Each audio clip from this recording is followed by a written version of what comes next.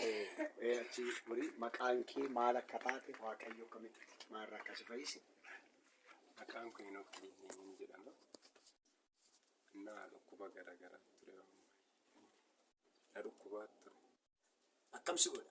Sammuun koos na dhukkubaa, qaamni koo madadaan na dhukkubaa ture. Midhaanis hin nyaadhuun ture. Eessa kee dhukkuba? Dugda koo mataa koo na dhukkubaa ture. Nyaata yeroo nyaattu? Nyaata surumayyuu torbee tokko kan dhaabii nyaanne waanuma teeteen dhugaa. Surumayyuu na nyaachisu na cufee ture. Lafa abdii kutadheetti Waaqayyo na fayyise. Mee galateeffadha Waaqayyo.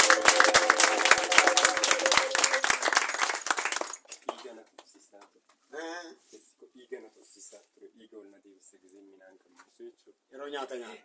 Baay'ee yaaddee bakka waan an godhu dhabee torbee jimaataa bakka abdiin kutadhe surumayyuu na fayyayyuu jedhee takka iyyaan achumaan bakka Waaqayyo na fayyise. Lafa abdii kutadheetti Waaqayyo na dhaqqabee Waaqayyo na galateeffadha. Amma galateeffadha. Amma ergasii kadhatame dhiiga fuunis hin hafu. Ni nafi bakka. Jireenyi kee bilisa bahe. Bilisaan bahe. Mee Waaqayyo maal taatu? Waaqayyo galatoomuun jedha. Lafa abdii kutadheetti na dhaqqabee Waaqayyo. Mee galateeffadhaaf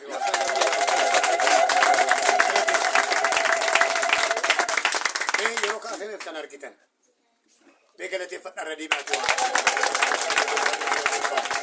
Waan sin argi. Dhiiga Yesuusiin barri kee dhugaa baateef haa ta'u. Seenaan kee jijjiiramu. Humna qulqulluu dhiiga Yesuusiin shaaloom dhaqi.